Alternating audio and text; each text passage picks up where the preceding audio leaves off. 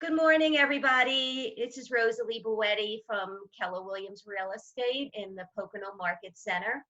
I'm here today with my colleague, Lisa Del Elba. She's with Movement Mortgage. And I asked her to join me today. We're both working from home, as most everybody are. We're being really careful. We want to make sure that we do the right things so that we keep each other safe.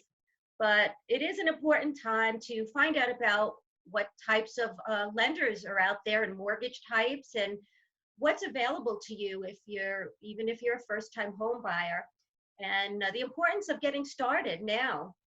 So Lisa, thank you for joining me. So I wanted to just ask you to just go over a few types of mortgages, like basic mortgages that people are taking nowadays. So the big ones we all know: conventional, FHA. There's also the USDA loan. Those are the big hitter loans. I mean, there's also you have your jumbo loans, which are the larger loan amounts. But ultimately those are the main types of loans that we hear about and that we do. There's different programs that fall into different categories in those loans, but those are the main ones. Okay, so conventional mortgage, a lot of people do that. Tell us a little bit about how that works. So conventional mortgage used to be the 20% down loan that people would talk about. It was the main type of loan. They wanted the stellar buyer, a great credit score. They're a little bit more conservative in their lending, but they're a great program. So they've changed that a little bit over the years to where you can do as little as 3% down, which is still true.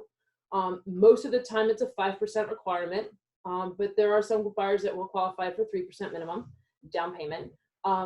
They require pretty good credit, pretty solid credit history, pretty lower. They want the lower end of the debt to income ratios, meaning that you don't have a lot of obligations that you pay monthly versus how much you're making in your gross income. The great part about a conventional loan is that once you get to the 20% equity mark, meaning you've put down 5%, let's say, so you have another 15% to go before you hit that 20% mark, you're paying what's called mortgage insurance. Once you hit that 20% mark, it automatically drops off your loan. So if you're paying $100 or $200, and sometimes excess of that, depending on the loan size and depending on a couple of factors, you'd have some savings in your everyday payment, your every month payment. And about how long does that take on average to it will depend on how much you put down. It will depend on the loan amount that you have, and it will also depend on the market. So there's two ways for that payment to come, that PMI to come, that mortgage insurance to come off. The first way is just to go on the original appraised value. So let's say you buy a house today, you go under contract for $200,000, and the appraisal comes in and they say, yeah, your house is valued at $200,000. Great, done. And then in 5 years from now, you're like, you know what? We've hit that 20% mark. It'll automatically come off now, and it automatically comes off. Okay. Or what every realtor wants to hear right now is that in 2 years from now, hey, the market jumped, and now the same house, is now valued at $250 and not $200. Well, that obviously adds some equity to your house, in which case what you can do is contact the servicer and ask them for an appraisal. You'll have the expense of the appraisal, but for $500 or so, you could drop off that PMI that you're paying monthly of, $100, $200, $300 a month. Okay, well, that sounds great. So basically you get in contact with your lender when either a few years have passed or the equity in your home has increased. Yes. Okay, very good. And is there a difference between, like, who's eligible for putting 5% down on a conventional loan versus others who may have to put 20% down? Anyone is eligible for 5%, as long as you meet the conventional standard guidelines. So you're meeting the debt to income requirements, you're meeting the credit scores and credit history guidelines. You're meeting those guidelines, the standard conventional Fannie Mae guidelines, then you are eligible for 5%. The 3% down payment comes into play. There are income restrictions based on where you live, because they're taking the median, the average of where you live, and there's a percentage of that. And so that kind of takes into consideration a little bit. It's also more of a first-time home buyer program. So Okay. One of the borrowers has to be a first-time home buyer in order to qualify for that. For the 3% down. Yes. Okay, great. And what is an average credit score right now to qualify for a conventional loan? So that's a good question to ask me. A lot of things have changed in the last 2 weeks. The market has been very volatile. Yes. And we can go in depth and I can speak a different language in mortgage about the market. No, let's just keep it simple for everybody. Basically what happens is a mortgage lender like me takes a loan. Once the loan is closed, it's sold. The person that it's sold to, let's call it a person right now, it's an entity, but let's call it a person. The person that buys that loan is called a servicer. Well, when servicers buy mortgage-backed securities, which is what's going on right now, and which is why the market has been so volatile, they take on the risk. They take on the interest, they take on the risk, they take on a lot of things. What's happening now because of coronavirus is that there are some people that have been furloughed or laid off, or voluntarily taking unemployment just because they don't want to be exposed if they're not essential employees. So mortgage servicers are afraid, and investors are afraid that there will be people missing their mortgage payments. Right. And whether a person pays their mortgage or not, it doesn't matter. The investor still has to take that responsibility on. So whether they get the payment, receive the payment or not, they're still making the payment on the mortgage themselves. That said, because of that, they have changed the guidelines drastically. So on a conventional loan, I used to do a 620. I still can, but on investments, it is now 720. Let me just pull this up really fast. 720. Wow, that's a pretty high score. Yep, and also on the conventional renovation program, it's called a home style loan. That's also a 720 as well.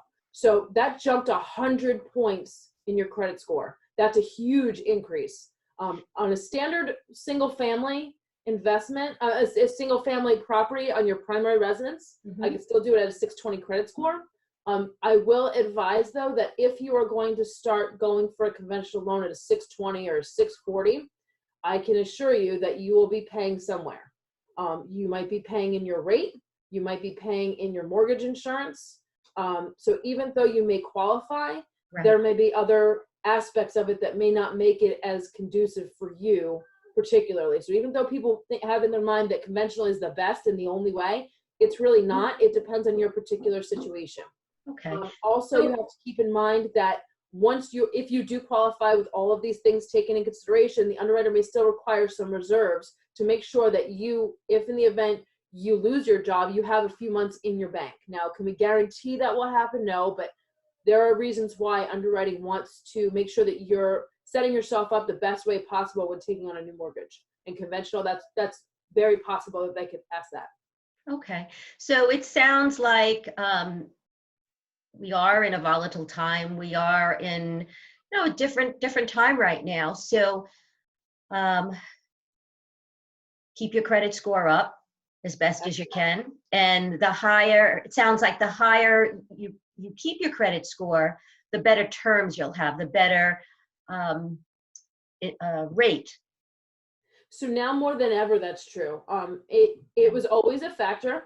If you think about it this way, if someone comes to you and asks you to borrow $1,000, are you going to give it to someone that you know has a history of not paying their bills and not paying you back?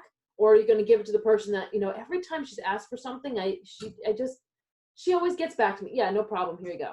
That's, a very basic way of how lenders look at a client. So they have certain measures that they're able to use. Credit score and credit history is one of them. They're looking for your track record. So if you have a track record of paying your bills on time and doing very well, obviously your credit score reflects that. Now, is it the only thing? No, it's not the only thing. We look at the person as a whole. There's several factors, but that is one of the measures that they use. So now, more than ever, when investors are a little bit nervous about taking on new mortgage loans for people that may not be able to pay their bills in a couple of months, and this is not necessarily true. It's just hypothetical, right? Because they're trying to prepare themselves as well. Right. We're in uncertain terms. This is uncharted waters. Absolutely. And so it's not necessarily a fact, but it is an opinion that's very strong and out there. And you could tell by what's going on in the bond market. You can see it. Okay. All right. So let's just switch gears a little bit. FHA mortgages, we hear a lot about that. And I know we've discussed how that's changed in the last 2 weeks or so. And Oh, yeah. we all understand all of that as far as the market being uncertain right now. But can you just give us a little bit of information about the difference, how an FHA loan works, what kind of qualifications you need, and credit scores? Sure. So FHA was was basically known as the more flexible loan. It was meant for a borrower that maybe had a little bit of a higher debt to income ratio. Maybe you have a first time home buyer that's looking to buy not necessarily a single family. Maybe they want, like a 2 or 3 family home. In which case they could still put down 3.5%. FHA is a minimum required down payment of 3.5% across the board. So it doesn't matter if you're a first-time home buyer or not, as long as you're buying a primary residence. So there's no second homes or investments on FHA. Okay. But there's been some major changes to FHA. FHA also used to be a little bit more flexible in terms of the credit scores and credit history. They wanted the people that were just starting out, and they were willing to take the risk for that. Obviously, they set guidelines to protect themselves a little bit too, meaning they may have some reserves requirements or things, but they were able to take on the 580 credit score. They were able to take on, things like that, the higher debt to income ratio, where if your debt to income was 56.9 or 57%, they would take that on. That has changed. That changed a week ago. Last Friday at 5 p.m., that was the last time I could take a loan like that. Guidelines changed that fast that day. So now a minimum credit score is a 640. So it jumped 60 points. Mm-hmm.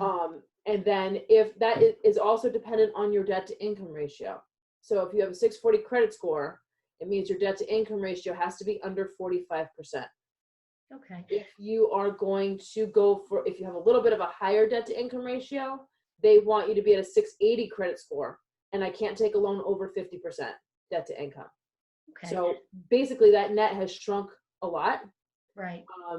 Which is a little bit of a shock for the buyer that would go for the FHA loan. Right.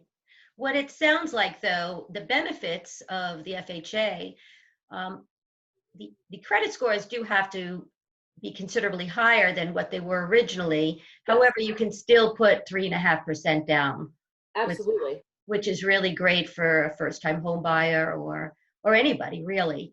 Yeah, it's absolutely a great product. And FHA also offers their FHA 203K renovation loan too.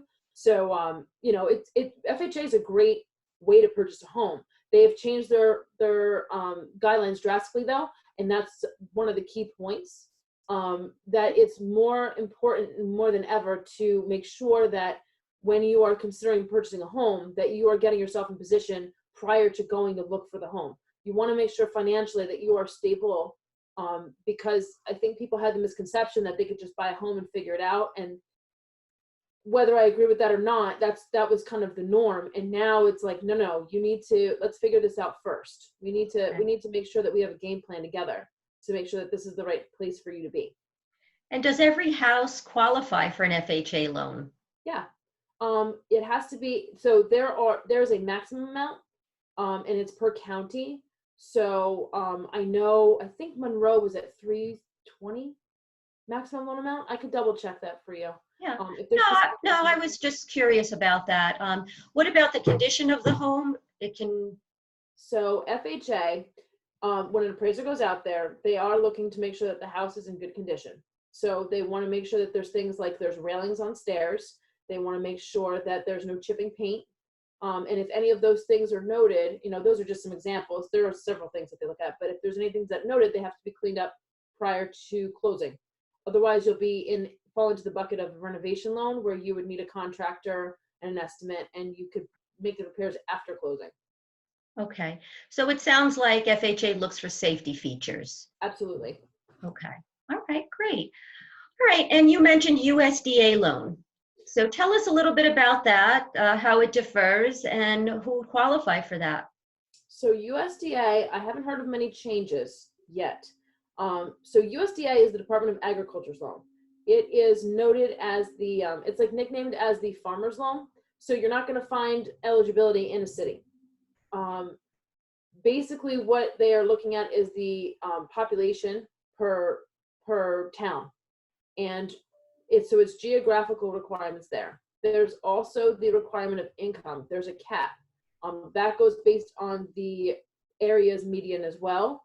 And it goes based on household income, not necessarily the people on the mortgage. Mm-hmm. So let's say a husband and wife are buying a house and they have an 18-year-old child. If the 18-year-old child has income, that income will be used as well because they are considered an adult. If the husband and wife are buying, they don't have kids, let's say, but only the husband's going on the mortgage.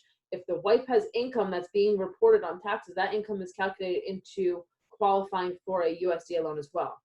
Okay. So they are looking for a specific borrower, which is, in a rural area, which is why it's considered the farmer's loan. Okay. So it sounds like when you meet with a client, they want to get pre-qualified. You talk to them about what they're looking to do, where they want to be. You go over with them their income, their debt. You review all of that with them, their credit score, and then you can make a good recommendation as to what program they would best fall into. Yeah. So when I initially talk to a client, but first I ask them if I'm catching them at a good time, because I need a little bit of time to be on the phone with them. It's not a quick conversation. I usually it depends on questions, usually at least a half hour. I get an overview of where they are. So I am looking to hear how they're making their money, how much what they're comfortable with spending on a mortgage, not necessarily what they qualify for, but also what they have in their mind to see if we match. I'm looking to see what they think their credit score is, and I'm looking to see, what they think their debts are. I'm looking for all these things because it gives me an idea of what direction we're going to start going in. Sometimes people pull out their documents right there. Sometimes they don't. Either way is fine, because my next step would then be, okay, if you're ready to move forward, then we will apply for a mortgage application. I need you to collect your documents for me, and you can either send them directly to me, or you can go on my website and make and upload everything there. In my initial conversation, that's usually where I can start catching if there's any obstacles we need to address first. So prime example is when I ask someone what they think their credit score is. No one really ever gets that right, because a mortgage lender, when we pull credit, it looks a lot different than when you look at something like a Credit Karma or your FICO score on a credit card bill. We use different algorithms. So, but at least it gives me a heads up of where they think their credit is. And if I hear that there may be an issue, that is something that I will obviously address prior to issuing a pre-qualification or pre-approval. Okay, so it sounds like you do some sort of options for credit repair. So yes, what I do is I look at, whenever I talk to a client, I look at them as a whole. I don't just look at if they're qualifying or not, which is a little bit different than what other lenders may do. So when I look at someone's mortgage package, let's say, one of the things I do look at is their credit. So if I notice that their credit is a little bit shy of the next tier that could get them maybe better mortgage terms, or maybe put them just in a better position in life, I look at their credit, I get with my credit team, and we review if there's anything that they could do to help improve their credit. Now, I don't just go in and magically wave a wand and, make credit scores bump up. What we do is we put together a specific, like a customized credit plan to improve it. Doesn't necessarily mean someone has bad credit. It just says, hey, I noticed something. Let's take a look at this together and see what it does. And then we go through and we ask the credit bureaus to update whatever things that they're improving. Prime examples, if you make a payment on your credit card, it won't be reported to your credit report for 30 to 45 days. Sometimes people are closing in that time. So if they needed that better improvement for their terms, that's a long time to wait. So we would contact the credit bureaus. There's ways for lenders to do that. And we ask them, hey, take a look at this if you don't mind. Now, I don't have an in at a credit bureau or anything like that. Right. There's a special way that the process that we do. Sure. And what about for someone who's looking to get a mortgage, but they have no credit? So we would start with that. We would need to get you some credit. Now, there were ways to manually underwrite a loan in terms of looking at different utility bills and things. Maybe you have one trade line, like you have a car, but you have no credit cards or anything, and you just got the car a few months ago. So we would look at maybe your cell phone bill or your electricity bill, things like that you've been paying on time for 12 months or so. Right now, I am uncertain, but I'm leaning towards the fact that they're not doing that at this time, just because of how they've changed and tightened the guidelines so much in the last week. Honestly, most of that happened in one day. Right. So I don't think they're doing manual underwrites right now. So my suggestion would be, let's start getting some trade lines going. And you would help them with that. You would guide them on that. Yeah, I mean, we could also look at maybe getting you as a co-signer on like a co-authorized person on someone else's credit. There's different things that you can look at. It's very specific to the person and what their situation is. Right. I'm kind of just throwing out some general things. Very good. Well, thank you. One last thing. Why is it important now to get started on the mortgage process? You know, let's say somebody doesn't really want to buy for 6 months, or, you know, they're waiting for whatever reason. Why should they contact you today? It is absolutely necessary to create yourself a plan of action when it comes to buying a home. You're not walking into the grocery store and pulling out a credit card to buy groceries. And I'm being very frank. Especially because they've changed guidelines. And while I'm being told this is temporary, your guess is as good as mine right now. So these guidelines could be here to stay, which means you have to fall into the bucket if you want to, in one of these categories, if you want to purchase a home at this time. So if you have a credit score that's a 620 and you thought you qualified and you had a pre-qual from 3 months ago, that's great, but it doesn't really matter anymore. It changed. Doesn't apply. And honestly, it changes constantly. I mean, this is very drastic right now, but guidelines do change constantly, which is why we're always constantly reading and paying attention to the market. Any good lender would do that. So my advice would be to start looking at your current financial situation now, because you want to make sure you're in a good position where you're not at risk of not being able to qualify. So if you have concerns about your credit, now would be the time to address them, because it does take time for it to be reported and show improvement on your credit report throughout all 3 bureaus. If you need money to save, well, now would be the time that you want to start saving, because it's a little tough right now to save money when there's a lot of uncertainty. So you want to start looking at the whole picture now, and without guessing. It's just better to talk to a lender that you trust, that can guide you through creating your plan so that you can feel a little bit more confident. One of the things I've always said is that the scariest place to be is an I don't know. So if you don't know where you stand, then you don't really know if you're going to be able to qualify or not. And it stays as a dream versus a reality. Right.